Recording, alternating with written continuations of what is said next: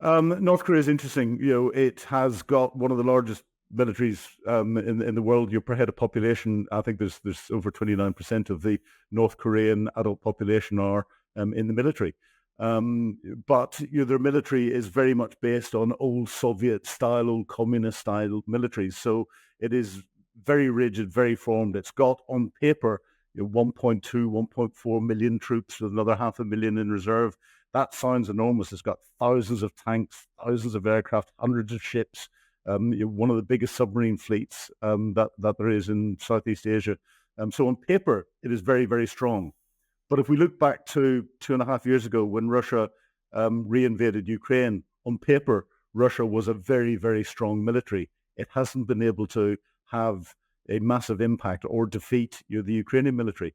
And North Korea suffers from the same thing. They've got no combat experience whatsoever in their troops. Their troops are well equipped, but with bad equipment, and that bad equipment is badly maintained. It is designed to work for the showpieces that the North Korean leader comes out to see. So Kim Jong-un, he'll go out, and their training is very serialized. So nothing happens randomly in their training. It is you follow each serial as if it's a script in a play, and that means that their troops have not been properly trained in a combat environment, and therefore if it came to them fighting a war as North Korea, I think they'd struggle.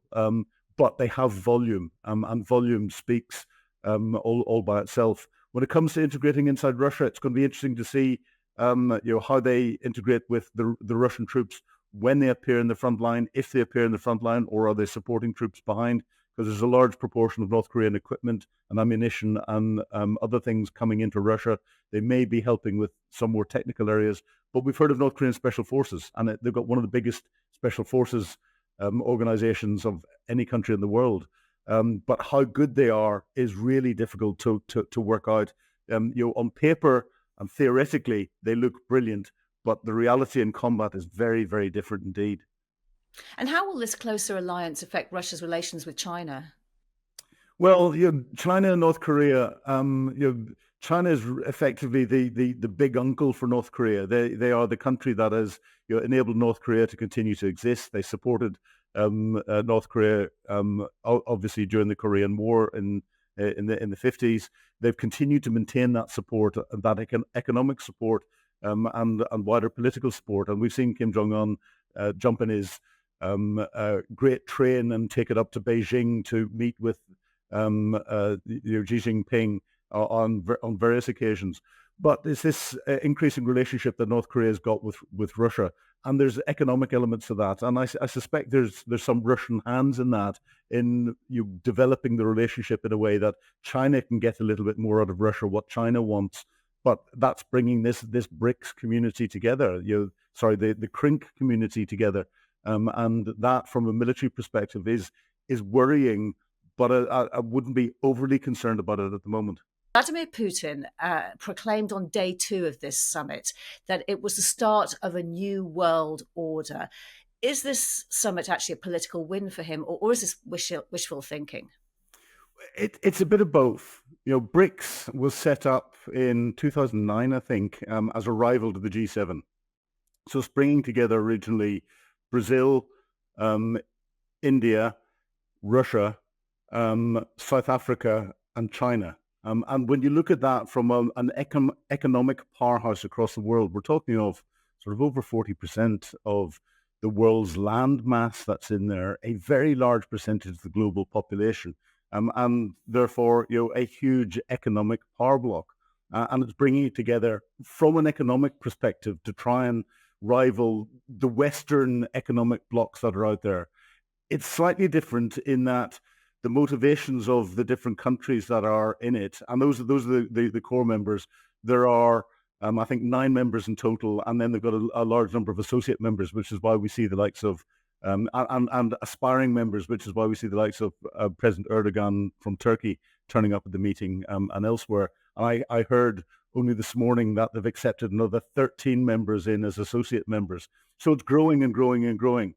The more it gets together from an economic perspective, the more power it's got. But the difference that I'd say that there is between BRICS and G7 is that G7, people have got a common interest. The countries have got a common interest, and they tend to focus much better together and help each other's economies. Within BRICS, it's much more of what can I get out of you? So you don't have that political relationship that there is in bringing things together. It's more of what can we suck out of the organization. But that doesn't mean to say it's not powerful and it's not important. And the attendance of the UN Secretary General and Antonio Guterres, it was a big shock, and he defended it by saying exactly the point you made, that the grouping represented half the world's population, so he needed to be there. What effect did this presence have? Yeah, I'm torn by his attendance. I agree with what he's saying in that the influence he's got to be there. However, he didn't need to welcome President Putin or his foreign minister Lavrov in the way that he did. It would have been balanced if he'd actually attended the international peace summit that had happened in Switzerland with regard to the war in Ukraine, and therefore he, in all of his activities, it seems to be courting more the Russian side rather than looking at things from a balanced perspective with other international meetings and activities that are going on around the world. So he's imbalanced in his view, and therefore I think his attendance here from an optics perspective is wrong, very wrong indeed. Ukraine took the initiative back when it started its counteroffensive last year. It wasn't ready for that counteroffensive. It didn't have the military capability, the tactical military capability to be able to get through the Russian defenses in the east, which are better than any defenses I've ever seen, ever, including any in the Second World War. And the international community was expecting Ukraine to take big chunks back like they had with Kharkiv and Kherson beforehand. And then when Ukraine stalled, the international support waned slightly, and Russia then regained the initiative from a tactical perspective and started to make very slow advances.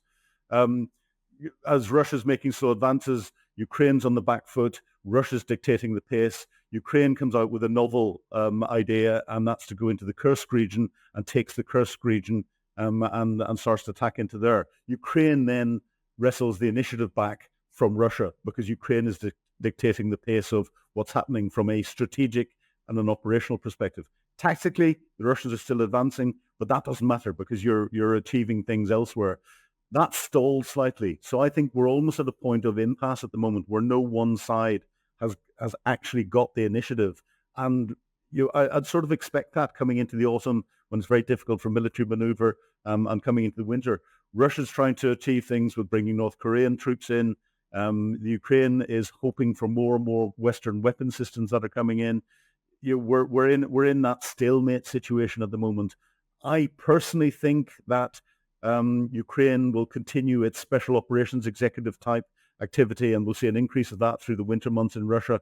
That is having a disproportionate effect on Russia's ability to maintain its frontline capability, and we'll start to see that impacting Russia much more through the end of 2024 into early 2025. And I think Ukraine will wrestle the initiative back properly towards mid-2025.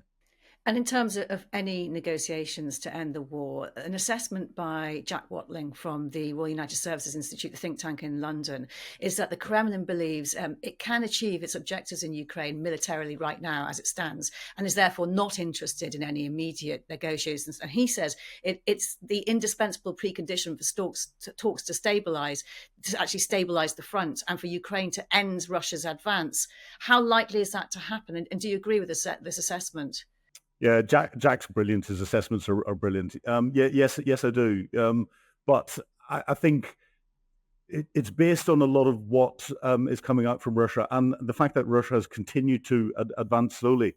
And it's based on Putin's decision making because of that. Putin thinks he can win tactically. He can't. There's no way is he going to achieve his tactical advantages. But whilst he thinks he can, he's not going to want to negotiate.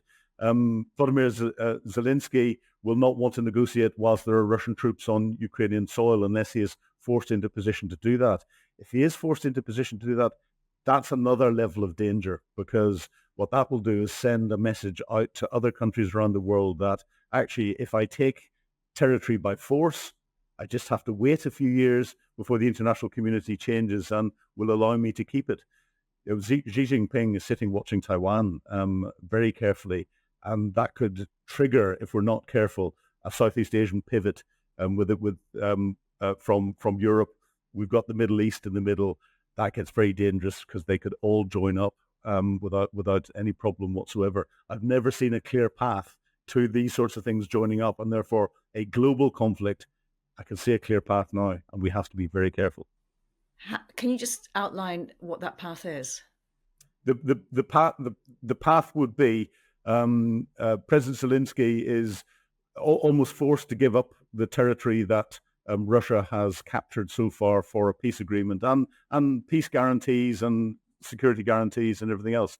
But Xi Jinping then turned around and thinks to himself, oh, well, okay, it's only got 3 years, 4 years of Western wrath before that it was accepted that they could keep that territory.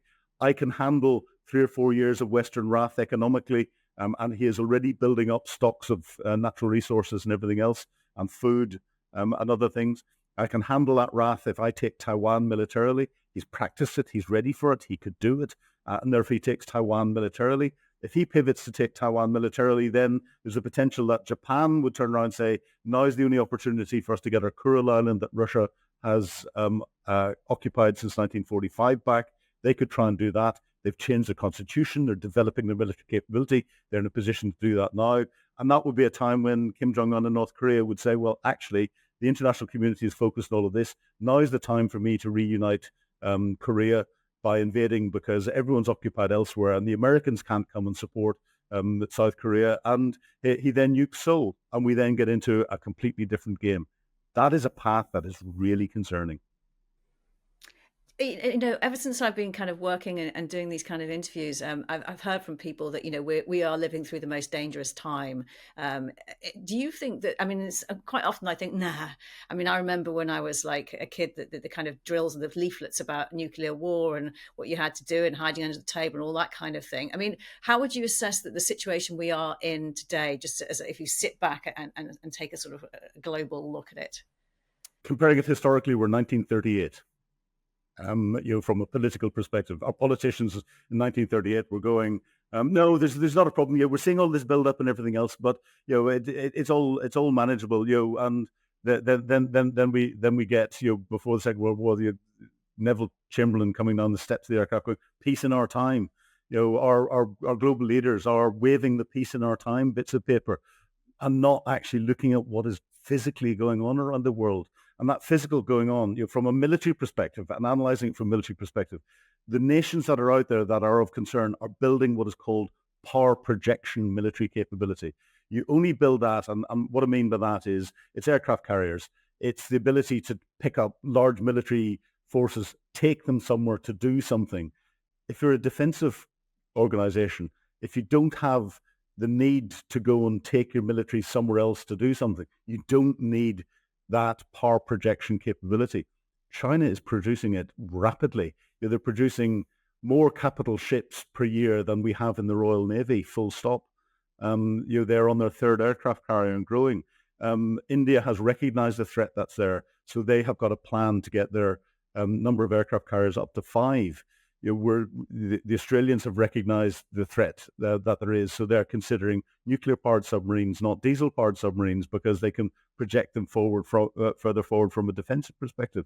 The Japanese have changed in recent years the constitution to allow them to have an aircraft carrier. They're in the process of changing their helicopter carrier to an aircraft carrier to allow them to take part in more international operations militarily, to allow them to power project, to protect their islands as part of their island chain, and that was part of the language that they actually used. But a constitutional change, that is significant. And we're not seeing this, and we're not joining this together properly in anything that's coming out in our commentary. I think there are people recognizing it, because we see, and here this is very UK perspective, but we see the first deployment of the UK's new aircraft carrier, HMS Queen Elizabeth, was down to Southeast Asia.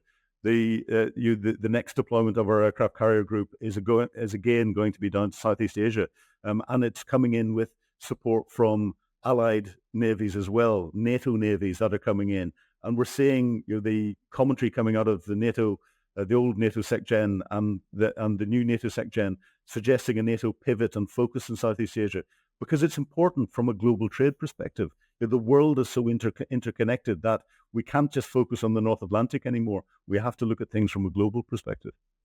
And just finally, just to bring it back to Ukraine, what do you expect to happen then? I mean, winter's coming. Presumably, not a lot of movement along the front lines in the coming months. What do you see over the next few months? Winter's coming. The run up to winter is bad for both sides because the mud sucks, and it will stick armored vehicles, and therefore you get into this attritional war, an infantry war. The Russians are losing huge numbers. This week they lost on one day, according to the Ukrainian military, 1,700 plus troops killed or wounded.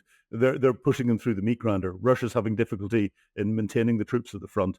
I think as we come into the winter, we will see an uptake in special operations executive type attacks inside Russia and inside occupied Ukraine from the Ukrainians. We will see the Russians continue with their infantry-style meat grinder type attacks.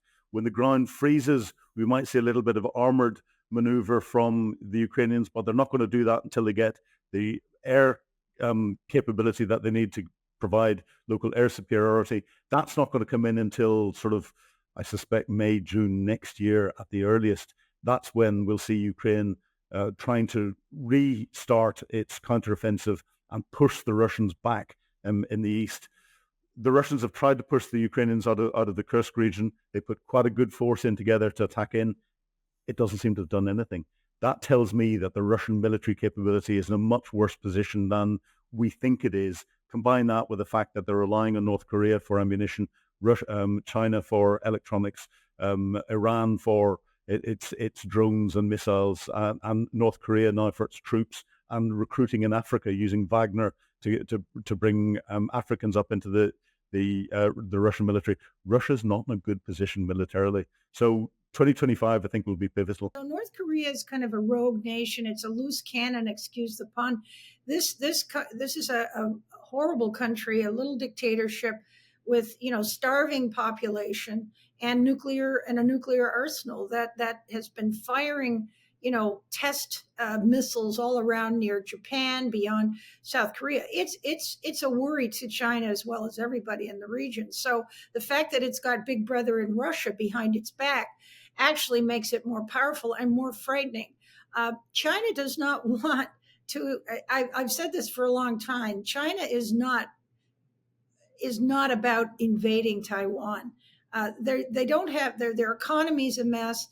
It's not their intention. Their intention was to creep up on it with a kind of a one country, two systems deal like they had in Hong Kong. But once they broke that promise, that bets are off. So Taiwan is a fortress now, and it's governed by the Quad, which is of course Japan, the United States, Australia, and India.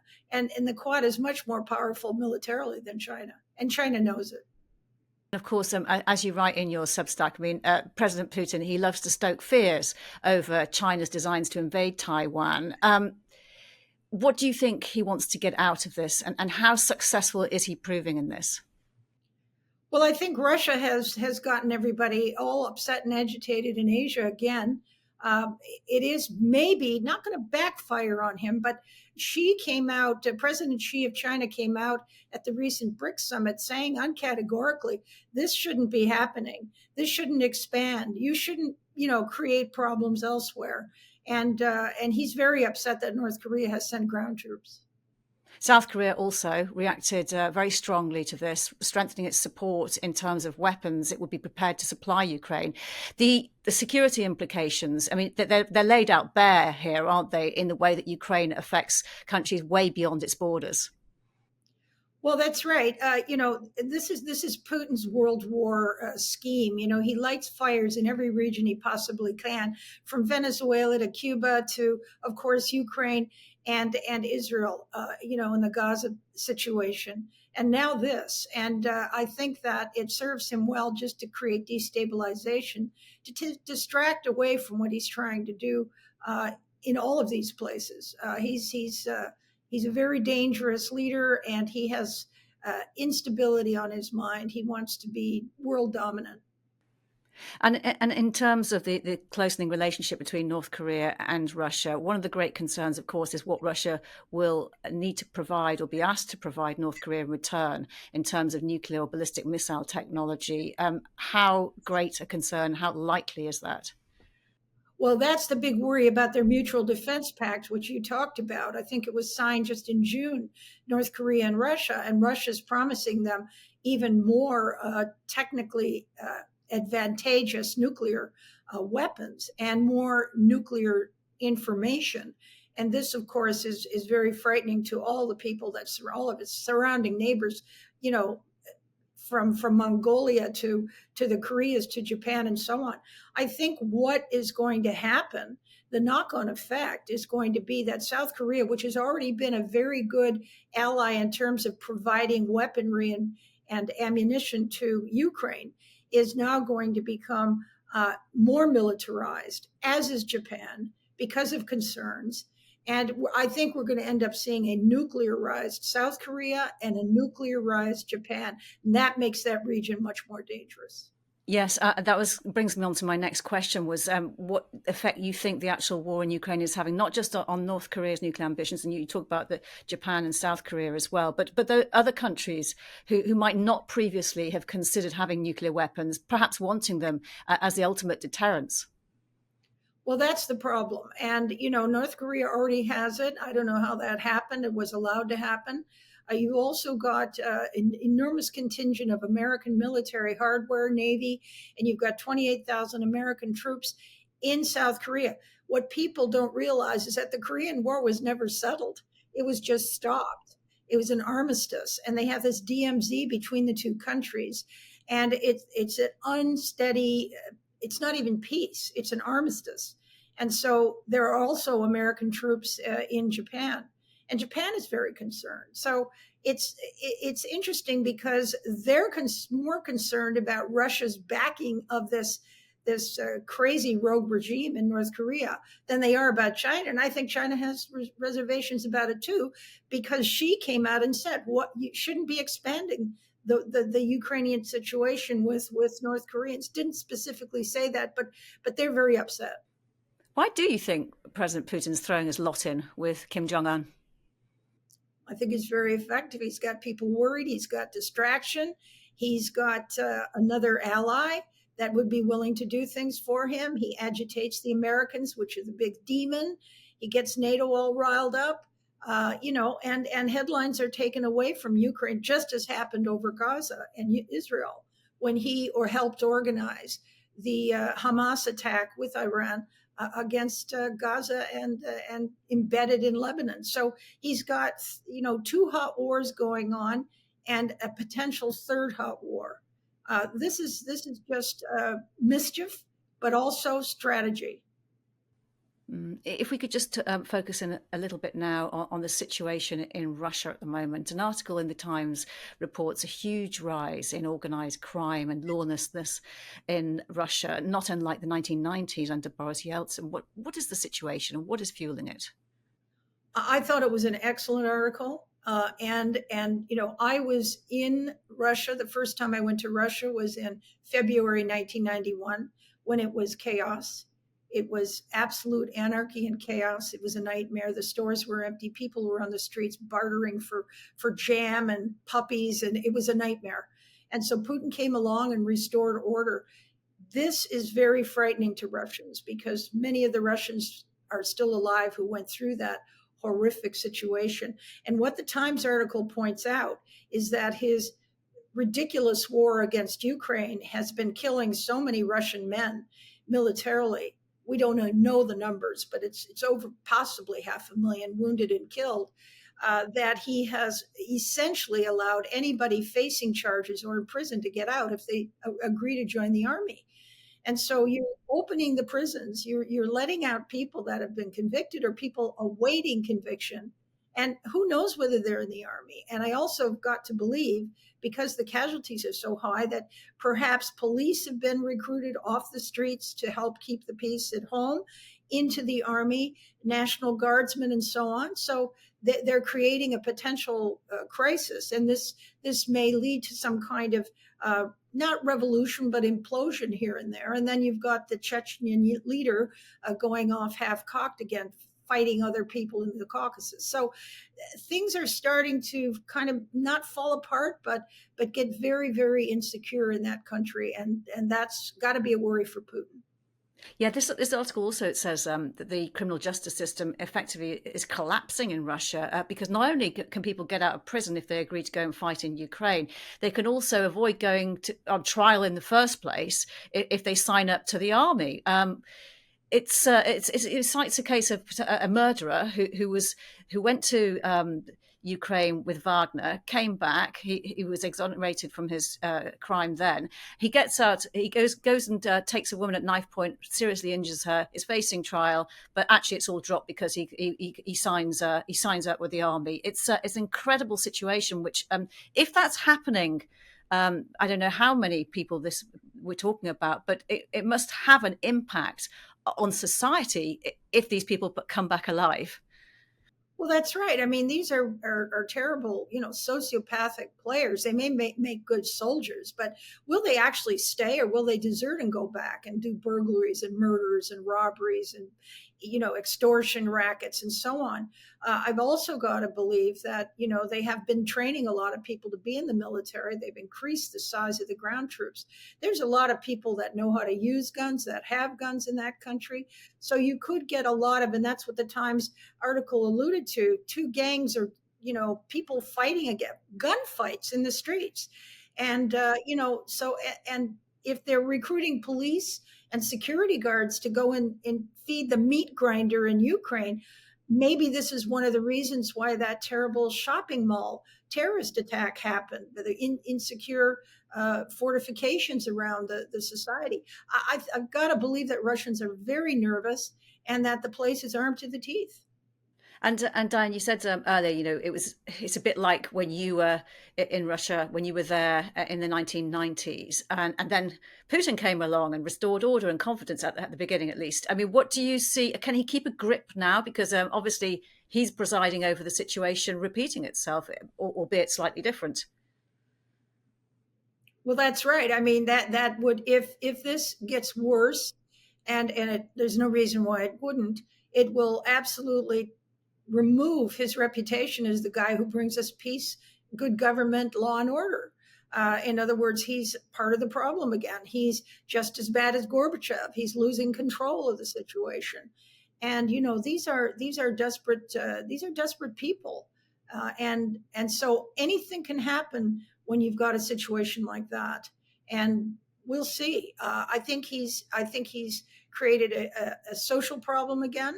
This is not something he can stop with disinformation either. This is word of mouth. If you have a shooting on the streets of your neighborhood, everybody's going to know about it. They'll pick up the phone or they'll move.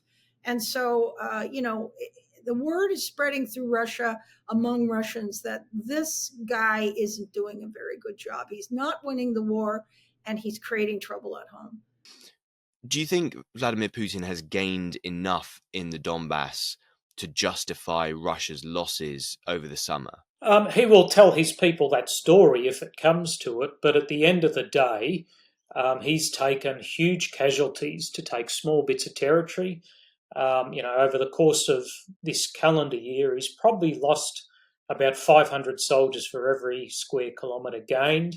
That is not a very good return on investment whatsoever.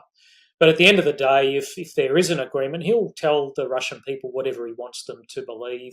He controls all the media and those kind of things in Russia.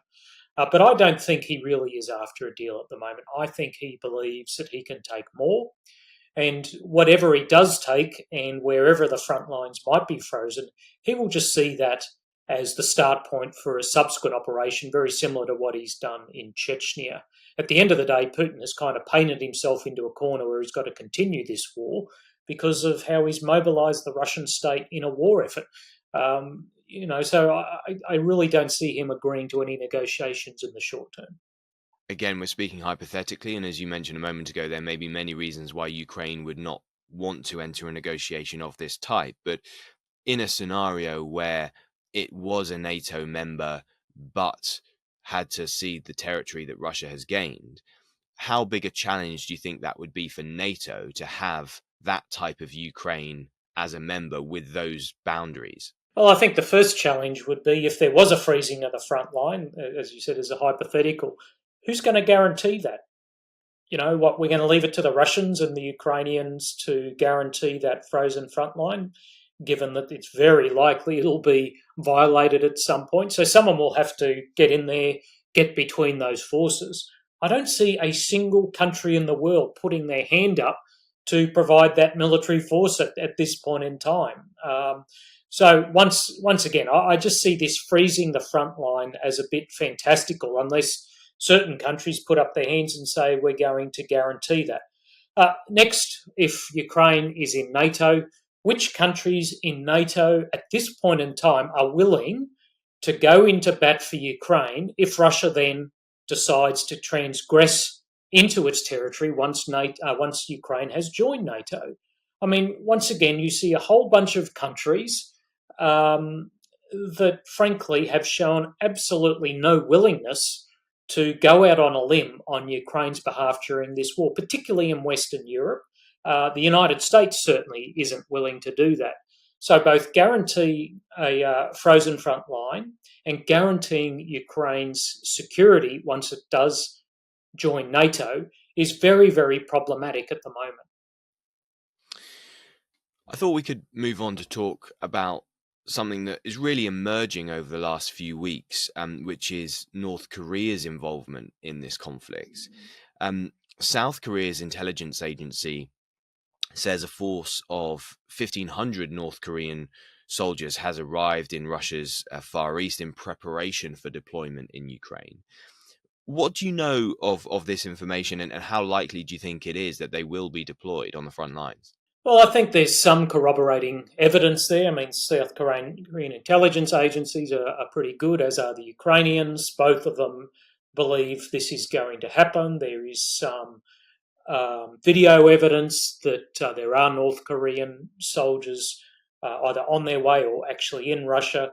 I mean, there's also evidence that the North Koreans have had people in the Donbass for some time doing reconstruction operations. They've provided munitions. So I think, you know, whilst we can't say it's an absolute certainty until we see these people on the front lines or at some area in Ukraine, there's a very strong possibility that within the coming weeks we will see North Koreans in Ukraine and potentially in combat against Ukrainian soldiers. What do we know about whether Russians and the Russian military, I suppose, speak any North Korean, or whether North Koreans and their military speak any Russian? Because, of course, communication is so vital on the front line. Well, I think it's very unlikely that many Russians, particularly soldiers and junior leaders, speak North Korean. I mean, most of them don't even speak Ukrainian, and that's their next door neighbour, and it's a similar language, not the same. So I think this will be an issue for both the Russians and the North Koreans. They're certain to have translators, but in the heat of battle, when you're on the radio and you speak two different languages and you don't have a translator, that is a major issue. If you need to coordinate support such as artillery, fire support, or just have your friends stop shooting at you in a blue-on-blue kind of incident. So I think that will be an issue. It's been an issue for Ukraine throughout this war. I mean, Foreign Legion people who don't speak Ukrainian, that is an issue. The differences in doctrine between NATO and Ukraine has been an issue. So, you know, this is far from a new challenge. Countries even like Australia and the US still have challenges sometimes working together. We speak the same language and have worked together for nearly 100 years. This will be a significant challenge for the North Koreans and the Russians.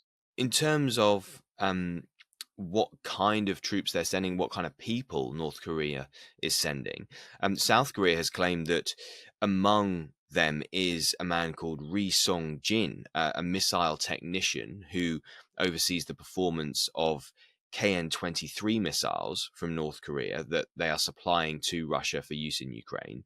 What do we know about these missiles and the significance of sending a technician of that nature over into Russia? Well, I assume that they would have done this already, given that they're providing munitions and missiles to Russia over the last few months.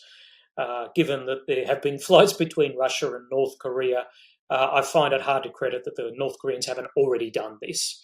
So I'd say it would be very likely that they're sending all kinds of specialists, not just to help Russia with the North Korean missiles, but to learn the technical lessons of modern war, the use of electronic warfare, the use of drones, the tactics for combining drones, ballistic and cruise missiles in attacking Ukraine. So they will be sending a whole range of, I think, different specialists, from artillery to armour to special operations to infantry, to learn the wide array of different lessons that it's possible to learn in this war.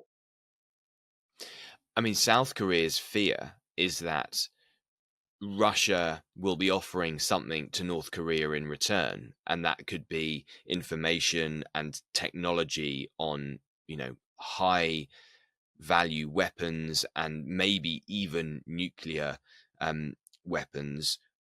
What's your view on the negotiation, the agreement that there must have been, we presume, and South Korea presumes, between the two nations in order for North Korea to be sending troops?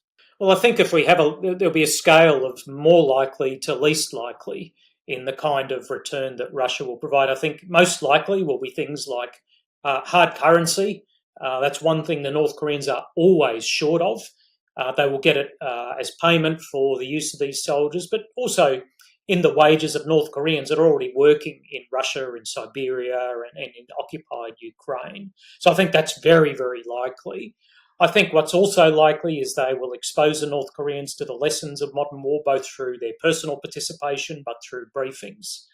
Likely will be things like transfer of technologies, whether they're drones, whether it is how they've reduced their kill chain times, whether it is how they have trained their own soldiers in different forms of tactics for the war. And I think it's also possible that they might provide the North Koreans with the lessons the Russians have gleaned from exploiting captured Western weapons. I mean, the Russians have a program to capture and exploit every possible Western weapon that's been given to Ukraine, so they may share these. I think less likely is sharing lessons that allow the North Koreans to improve the accuracy and the reliability of their nuclear arsenal and the nuclear delivery weapons. I mean, even the Russians, I think, aren't crazy enough to give someone like Kim Jong-un a better capacity to deploy nuclear weapons. I don't know how Russia would see that being in their best interests.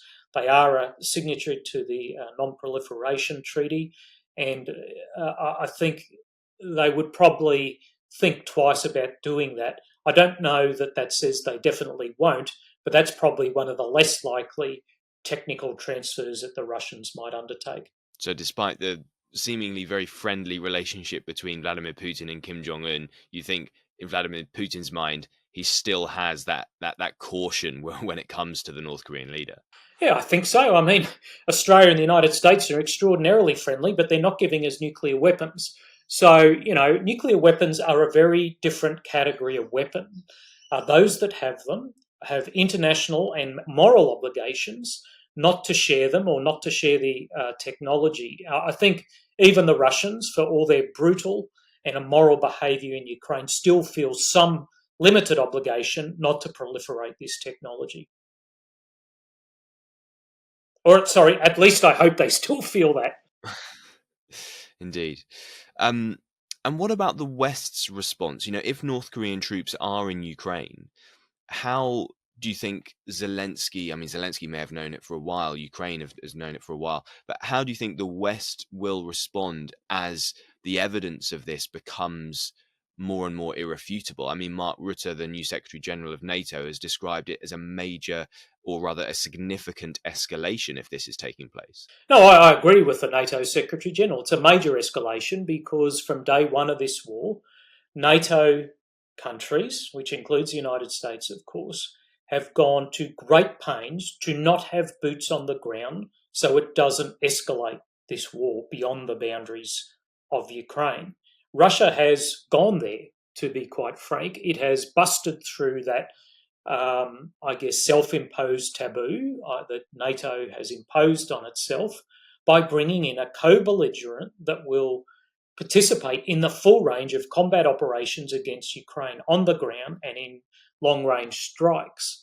NATO, I think, will have to fundamentally reassess its strategy for the war in Ukraine. This has become now a global conflict, unfortunately. If NATO doesn't want it to further escalate and further co-belligerents to join in, it's going to have to act decisively. It's going to have to shift from sloganeering, like for as long as it takes, to actually embracing a strategy that sees Russia beaten in Ukraine. Whether it does that or not, because of the consensus model in NATO, is another matter. I personally think that's probably not going to happen, unfortunately. I mean, the question that the casual observer would make to this is, does it make it more likely that NATO troops would be on the ground in Ukraine if Russia has crossed that line? Is that justification? Will NATO use that justification to say, well, we will do the same in that case? Well, theoretically it is. I think under the laws of armed conflict, possibly it is. But once again, NATO can't take action unless all members of NATO agree. I think it is impossible to conceive of countries such as Hungary, for example, agreeing to any NATO intervention in Ukraine, unfortunately. So I think NATO action is very unlikely. Slightly more likely would be intervention by regional countries, potentially Poland and these kind of countries. But even then, 10,000 North Korean troops is not going to make a significant dent in this war. They are not going to change the trajectory of the war. That's about 9 days losses for the Russians at this point in time. So, we need to also remain realistic about the impact of these North Korean troops, unless they significantly up the number and the time of the deployed troops. And in terms of, maybe even denying that this is happening from a Russian perspective, we had Ukrainian media this month reporting that 6 North Korean soldiers had been killed in a missile strike in eastern Donetsk. If these troops are, even in that small number, able to be observed by Ukraine, then 1,500 is going to be pretty obvious. Vladimir Putin won't be able to hide them, will he? No, he won't. But the Russians also understand that there's a proportion of the population in the West who believe the garbage that Russia puts out.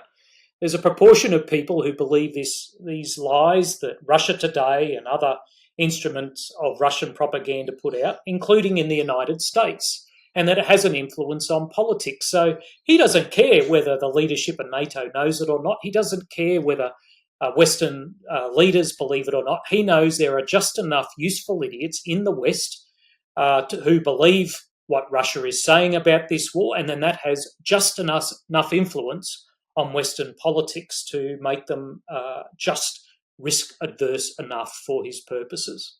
And I suppose the final element of this is, will North Korean troops in Ukraine make it more likely that South Korea would consider upping its support for Ukraine in various ways and potentially supplying weapons or anything else? Well, that's the real question. So far, South Korea has provided non-lethal assistance to Ukraine. It has also provided a huge amount of munitions to the United States military, so the United States military can then provide its own munitions to Ukraine. So we shouldn't minimise the support that the Republic of Korea, South Korea, has provided already, but they could potentially, in an act of displeasure or a balancing, could decide to provide lethal assistance to Ukraine.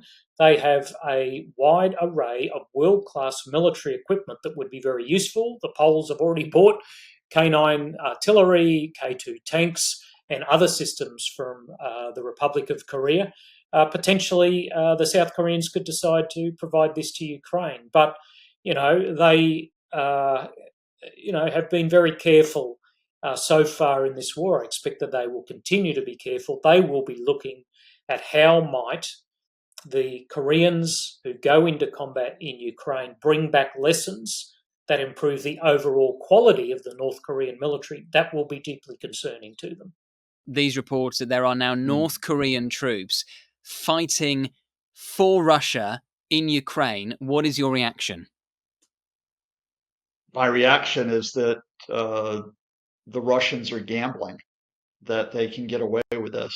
It will be interesting to see what the international community's response is, whether they will reinforce Ukraine in light of this, because Russia has effectively expanded the war. But it also raises the question of why the Russians would take that risk. And I think, you know, the Occam's razor answer is because the Russians need the personnel. We need to work through the claims into where exactly we are with this. This started with the Ukrainian military intelligence saying that thousands of North Koreans were on their way to fight with the Russians, whether it be to help defend the Kursk region, which is where Ukraine has launched a cross-border attack, taking part of the territory since August, or in Ukraine itself. Specifically, what Ukraine had said is, we killed a few of these folks. There was a North Korean military delegation that was in the Donetsk region, in the occupied east of the country. They were watching or being instructed by the Russians about the training protocols that are used for troops there. The Ukrainians hit a gathering of personnel there, and amongst more than 20 people that were killed were 6 North Korean personnel. Now, that report was interesting because why would the North Koreans be in eastern Ukraine learning about training protocols? And of course, what we subsequently got was from Ukraine, and then importantly from South Korea, were the reports from intelligence services that yes, the North Korean troops were on their way. The South Koreans have publicly acknowledged, officially acknowledged, at least 1,500 personnel. However, South Korean media, from informed sources, so government sources, are saying about 12,000 personnel. That matches up with what the Ukrainian military intelligence head Kirill Budanov is saying. He's saying 11,000. So let's say that our best guess here is we're looking at 11 to 12,000 troops, which it's a small number compared to what the Russian losses have been, especially on that eastern front. But it would be a significant injection of forces at a time when the Russians are trying to seize more territory in the east.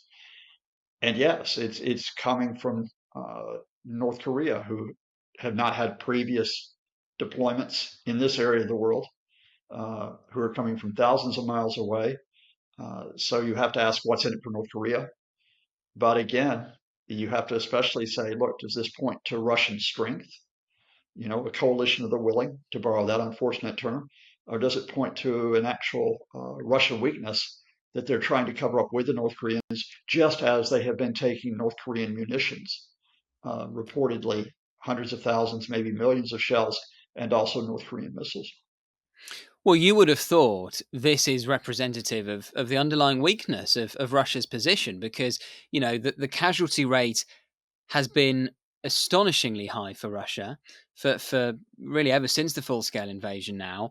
We know that Putin is reluctant to launch a new wave of mobilization because of the political risk factors that poses for him. And look, the North Korean troops are unlikely to be the world's most advanced fighting force, but to Putin, presumably that doesn't matter. They're just more men he can feed into the meat grinder.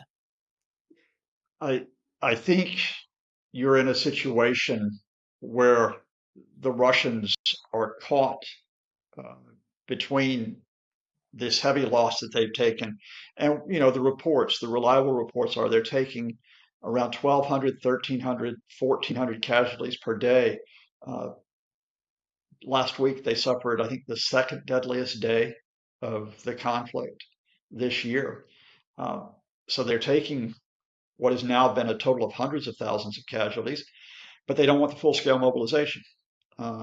That would give the lie to special military operation, because although Russians know this, that they're in a war which has now gone on for 32 months, that it is taking a high toll on the men who are being called up, but Putin still says, no, it's still containable. Now, that said, you have to acknowledge the Ukrainians have taken heavy losses as well, and the Ukraine does not have as many people to put on the front line, to counter Russians and now North Koreans. So you've got a window here. The Russians have advanced in the east. They have not advanced very quickly. to cut through all the hype in media, they have taken a couple of important towns in Donetsk. One of them was back in February, Avdiivka. More recently, they've taken Vuhledar, and they're on the point of taking two other towns, Toretsk and Pokrovsk. But even if they take those, it's still only part of the Donetsk region. And you're getting to the end of 2024. Battlefield conditions will be worse as we go from the autumn into the winter. How far can Russia advance to support where their political advantage lies? And their political advantage is to put up this impression Ukraine is cracking, Ukraine is breaking, they cannot hold out, they cannot hold out. In which case, their biggest potential ally is not Ukraine, because Ukraine's not going to capitulate. Their biggest ally is going to be the international community stepping away from this and saying it's just too heavy a loss for Ukraine to take. I think if the Russians don't make a decisive breakthrough militarily or politically by spring 25, we're talking about some type of resolution of this conflict in which Russia makes limited gains in the short term, but faces a significant defeat in the long term, because I think we're going to be facing what is a West Germany, East Germany situation. Now, that's really interesting. Let's expand on that. What do you mean by we could be facing a West Germany, East Germany situation? So the West Germany, East Germany parallel is from the Cold War. And I'm sure your viewers will know that immediately after World War II, with the division of Germany into effectively spheres of influence, that Russia had the sphere of influence in East Germany, including East Berlin, that the United States, the UK, France had spheres of influence, which was the western part of Berlin and then West Germany. Now, what happened throughout the 1950s was a very concerted effort, not just by the US, UK, France, but by much of the international community, which was, we are going to show an advantage through strength. But this is going to be an economic strength, a political strength, even a cultural strength, as well as the security of West Germany. And that involved promoting the idea of West German economic recovery. And of course, by the end of the 1950s, West Germany was an economic power, which was on a parallel with another recovering power, Japan, and with much of Europe. West Germany was part of the new European Economic Community, later the European Union. West Germany, of course, was part of NATO. So you had this country which had a secure area backstopped by the UK, the rest of Europe, and even by countries outside of Europe. Meanwhile, East Germany, of course, was backstopped by the Soviet Union. But we know that eventually East Germany, as well as the rest of the communist bloc in Eastern Europe, could not run the course economically. They had military protection from the Soviets, but the economies could not deliver for the people. Now, let's go to 2024. If Ukraine accepts the partition, and for reasons we can go into, I've got very good information now that they will. What you have is Ukraine, the Zelensky government saying, okay, put us into this parallel situation 75 years later, where Ukraine comes into NATO. That's the priority. So we don't have to face renewed Russian attacks. With us inside NATO, with allies throughout Europe, with the US, Canada as allies. In other words, as one of 33 countries, then we can rebuild economically. And not only can we rebuild economically, we can actually, based on our experience of holding out against the Russians, have this economic position which is resurgent, manufacturing, an industrial position. Of course, the agricultural sector, Ukraine is already one of the world's leading countries.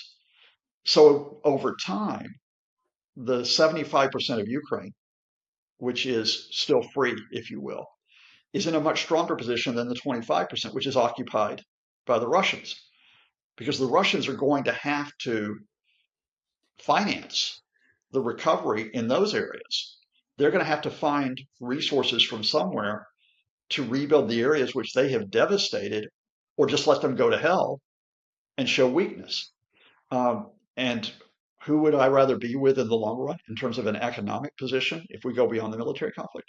I'd rather be with that share of the international community in Western Europe, the United States, countries in Asia, which continue to be economically developing, rather than with a Russia which will be economically constrained and isolated for many years to come. I mean, there is so much to unpick there, Scott.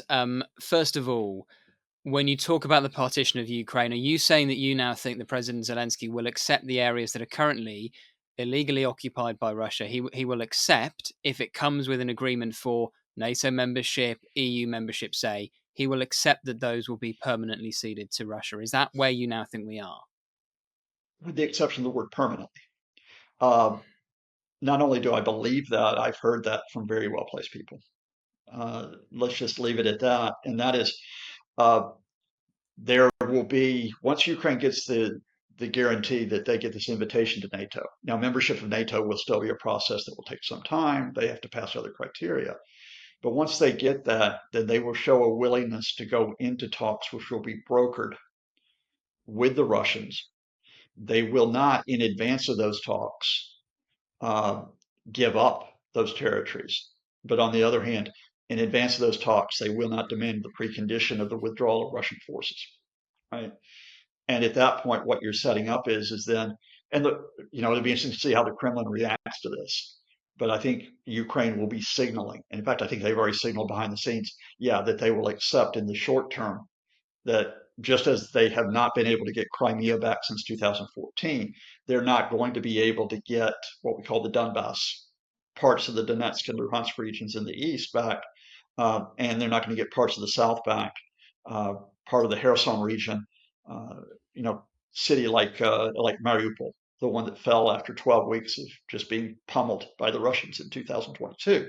Yeah, they accept the short-term, if you will, setback that those areas have to be under Russian control while you play the longer-term game of we're going to rebuild the remaining areas of Ukraine, and we're going to do so by being a guaranteed part of security and economic structures, such as NATO, such as the European Union. And do you think Putin would go for that?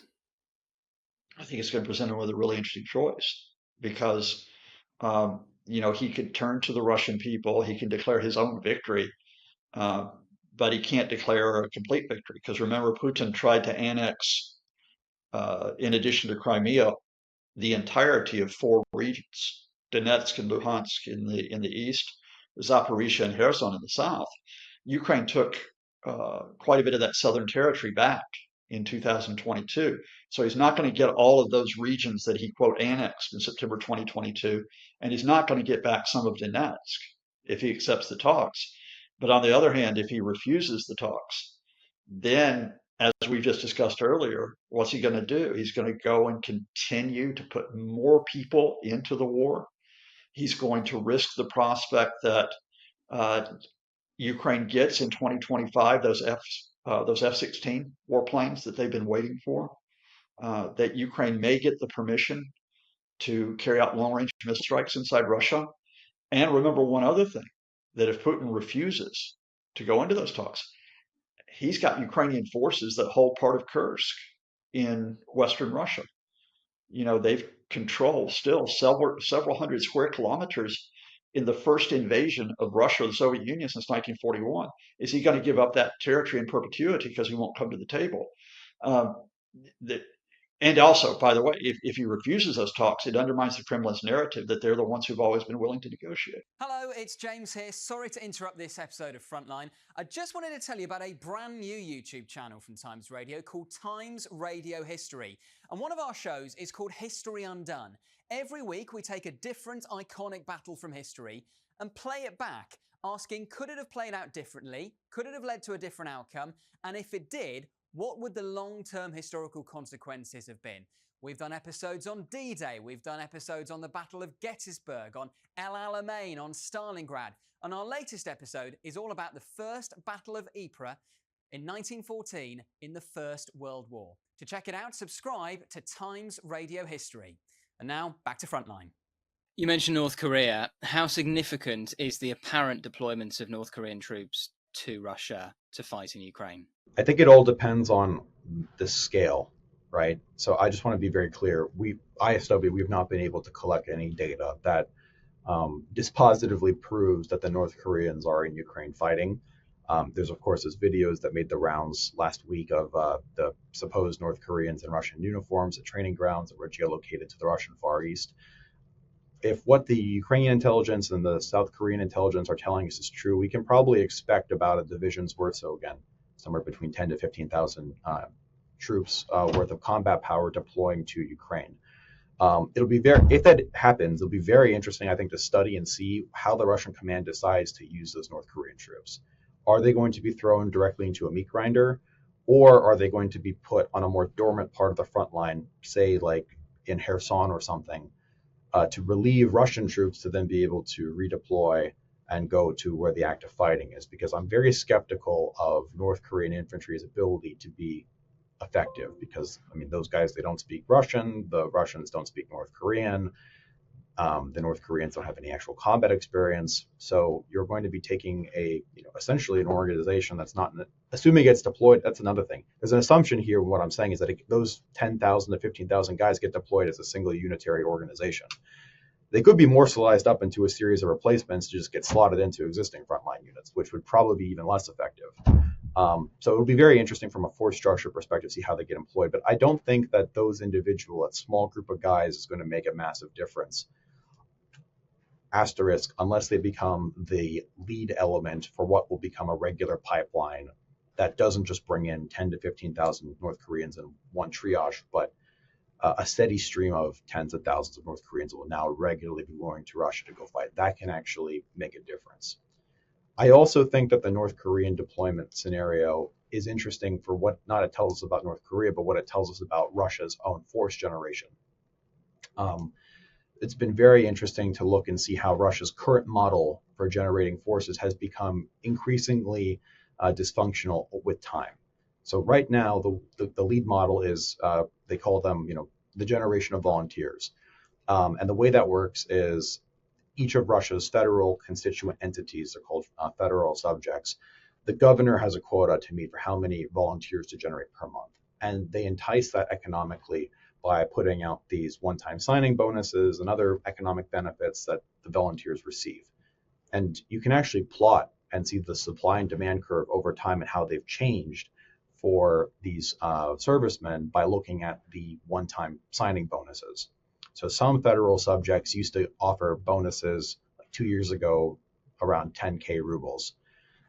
Now the signing bonuses are anywhere between 1 to 2, sometimes even higher than 2 million rubles. And so that tells us that the Russians, due to waning demand, they've had to increase how much they're going to compensate to offset that waning demand. And ceteris paribus, if all the trends continue as they are, it seems like this Russian system for force generation is going to become more or less dysfunctional and just stop working probably within the next 12 to 18 months. At which point Putin will probably have to call another mobilization. He always maintains that option. It'll be deeply unpopular. But now seeing them stand up this alternative pipeline to get North Koreans, that really does tell us that, look, Putin might be running out of the volunteers from the regions. He does not want to go after the politically sensitive Russians that live in Moscow and St. Petersburg, right? He continues to want to insulate them, and he'd rather go to North Korea than to his own people. So I think that is interesting. And look, Russia will continue to be able to finance this war and support this war. But it has to, it really does show the deficiencies of our own policies and how we've assumed that, look, we can just outweigh the Russians. We're not going to be able to outweigh the Russians. We have to actually impose defeats on them. And look, if the Russians become a combined North Korean Russian army in any sort of meaningful way, and if the North Koreans become responsible for a sector of the front, and the North Korean troops are on the whole less up to snuff than the regular Russians are, then that can create some opportunities for exploitation on the seams or wherever the North Koreans and the Russians are operating. But I don't know that we're thinking that deeply. We should probably also mention what's been happening in Moldova over recent days. They've had a referendum on future membership of the European Union and enshrining their constitution a commitment to join it. Russia obviously is against that referendum, that motion being passed. It did pass very narrowly. Just unpick the significance of that if you can, George. Sure. Well, I'd like to plug some work that my colleague Christina Harbour just did. She just the other day published a report on Moldova. Moldova, it's a great report. Please read it and watch it. look, Moldova is going to continue to be a battleground state for the next decade. We've encountered a lot of thinking from think tanks and other scholars of the region here in Washington, where people basically say, look, Moldova, it's a slam dunk. We've already achieved victory in Moldova. They're heading towards the inevitable integration path for the European Union that many Eastern and Southern European states have. The Russians can't get to Moldova because Ukraine is in the way. And Moldova is basically just a slam dunk, and it's a given. And we pushed back against that assessment and said, no, actually, Moldova's path to European integration and further reform is actually quite fraught. And there's a lot of opportunities due to the peculiar circumstances of Moldovan politics and government and law that give the Russians many courses of action and options for how to be able to derail and screw up Moldova's European integration. Lest we forget, the Russians occupy part of Moldova with the breakaway Republic of Transnistria in Moldova's east, where about 2 Russian motorized rifle battalions have been stationed since the early 90s illegally. There are new exclaves, well, not exclaves, but there are new political cleavages within Moldova that the Russians are trying to develop. There's an autonomous region called Gagauzia that the Russians are trying to essentially turn into a Russia-friendly political lever within the country. There are nuances about the appointment of judges for the Moldovan Constitutional Court that are very interesting and that provide the Russians opportunities to be able to derail this. And then there are also different circumstances with regards to the Moldovan parliamentary elections that will happen down the road that also give the Russians plenty of opportunities to be able to sabotage the accession. So don't get me wrong. The recent referendum and the vote to officially enshrine the objective of joining the European Union is a victory for Moldova. It's a victory for us, but victory is not guaranteed, and the Russians are going to be trying tooth and nail to be able to derail this, kind of like how the Russians intervened in 2014 to derail Ukraine's European integration when the Ukrainian government at the time was trying to sign an association agreement with the EU. And to get back to the first thing that we talked about today, Russia's bandwidth to be able to interfere in Moldova is currently limited because it's all tied up in this horrific war in Ukraine. As soon as the shooting stops in Ukraine, that gives the Russians a tremendous amount of bandwidth to be able to pivot and look to other countries that they're interested in also reestablishing Russian suzerainty over, including Moldova, including Georgia, including Armenia. And so Ukraine is really within our interest to ensure that we can defeat the Russians, keep them tied up there, as opposed to advancing their control over other countries. We hope you're enjoying today's episode of Frontline. Don't forget, you can also now listen to Frontline in podcast form. Just search for The World in 10 from wherever you get your podcasts, where you can also hear daily analysis of the biggest stories relating to war and defence. And we'll put a link to The World in 10 in the description below. And just briefly, George, to round things off, I mean, normally when we have these discussions, we start with what the latest situation is on the ground, on the front line itself. Because there is so much geopolitical discussion about the future of this conflict, we've kind of done it the other way around this time. But just bring us up to speed with what is happening on the front line. Yeah, absolutely. So tempo of operations, generally speaking, remain very dynamic. They've slowed in some parts, they've intensified in others.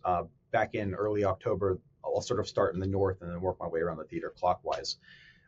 In the Kursk area of operations where the Ukrainians are operating, the Russians began a major counteroffensive against that effort in early October, and the Ukrainians have reintroduced some reserves to counterattack against the Russian counteroffensive, and it's really unclear whether or not the Russians are going to be able to seize everything or if the Ukrainians will hold everything. The Russians are confirmed to have recaptured at least 1/3 of what the Ukrainians initially took. The Russians claim that they've gotten a half, but again, getting data from there is sometimes like staring into an abyss, and so it's hard to be able to verify quite everything. But as I've said before, it's really not that interesting whether or not the Ukrainians hold that territory or if the Russians retake it. I'm confident the Russians can retake it if they really prioritize it. The real question is, will Putin reinforce not just that area where the salient is, but what will Putin do with regards to that additional 1,000 kilometers of international border that the Russians have basically enjoyed to not have to protect or resource for the course of 2 years. And it's unclear how Putin's going to respond to that. If he doesn't reinforce it, then the Ukrainians can do this again at a place and time of Kiev's choosing. Going around the theater to the Kharkiv area, the international border where the Russians began their Kharkiv incursion back in May, That slowed down. The Ukrainians have conducted counterattacks in that area. The Russians did have to rob Peter to pay Paul to take some forces there to respond to what was happening in Kursk. So not a whole lot of interest is happening there. Slightly further to the east of there, in the sort of northeastern corner of the theater near Kupiansk, that area is deteriorating. Last week, Ukrainian authorities announced the mandatory evacuation of civilians from Kupiansk and its surrounding satellite villages, and the Russians have managed to advance up to the Oskil River, splitting sort of the Ukrainian holdings in that area into two. It seems that the Russians are expediting their ground operations right now to seize as much as they can ahead of, number one, bad weather conditions which are starting to affect operations because we're heading into the mud season now with the fall rains. And the Russians are also trying to expedite their combat operations now to seize as much ground as they can ahead of any sort of unpredictable scenarios that could happen from the American presidential elections that we have coming up in just under 2-3 weeks here now. Keep going down to the south near Bakhmut, eastern Ukraine. Not a whole lot of changes near the Chasiv Yar direction. The Russians have deprioritized that area of operations. Further going down to the south near Toretsk, the Russians have been making some tactical gains. Fighting is happening within the urban environs of Toretsk. It's a very complex operating environment where you might have Ukrainian defenders on the 5th floor of a building, but then Russians on the 2nd floor, and then the Russians will keep going, on the ground, and so the lines are very messy. It's unclear whether or not the Russians are going to be able to seize Toretsk within the coming weeks or months, if it's going to be a protracted, long, bloody battle. Keeping going further to the south, near the Avdiivka area of operations, heading towards Pokrovsk, I'm increasingly confident that the Russians will not seize Pokrovsk by the end of this year. The tempo of operations has fortuitously decreased there, and it actually seems that the Russians are in many ways prioritizing what's happening not to the immediate east of Pokrovsk, but they're working to try to create a better battlefield geometry. They stopped trying to penetrate laterally, longwise, and they are now building out the flanks. They're trying to widen the penetration, likely to make the Russian protrusion safer against Ukrainian potential counterattacks or counteroffensives in the future. They're also trying to level out sort of the southeast corner of the theater with the recent seizure of Vuhledar and the advancement of some tactical fields in that direction as well, to be able to potentially resume larger operations in the Pokrovsk direction potentially next spring. Zaporizhia southern front line and the seam between Donetsk and Zaporizhia oblasts. This is very interestingly reactivated in a way that we've really not seen in a long time. In early October, we started to see reports that the Russians resumed combat operations near the Kakhovka reservoir, sort of not too far away from Enerhodar, where the nuclear power plant is. They managed to cross a dry part of the reservoir and engage in some very small level attacks within some neighborhoods around Kamensk, which was interesting because we've really not seen combat operations on that area of the front line since the Ukrainian counteroffensive of 2023. And then on the seam between Donetsk and Zaporizhia oblasts, just south of the town of Velika Novosilka, the Russians also restarted combat operations there and claimed to seize one village called Levadne. At the end of the day, there's really not a whole lot of changes on that southern front line. It is largely dormant. It's not a priority area. But whereas for the last year, basically, we've not seen any kind of movement from either side of significance, now we're starting to see the Russians reactivate and conduct some small scale attacks. And to round it all off, southwest corner of the theater, the Kherson line near the Dnipro River, the river delta, no significant changes in that area. The Russians claim that they've recaptured many of the islands on the delta, but fundamentally, the Russians are on the left bank, the Ukrainians are on the right bank. Special forces and naval infantry do raids on the islands and stuff, but no changes there. Thank you for watching today's episode of Frontline. For early access to our videos, member-only Q&As and live streams, then sign up for a membership via the link in the description. And for the latest news and breaking stories, listen to Times Radio and follow us at thetimes.com.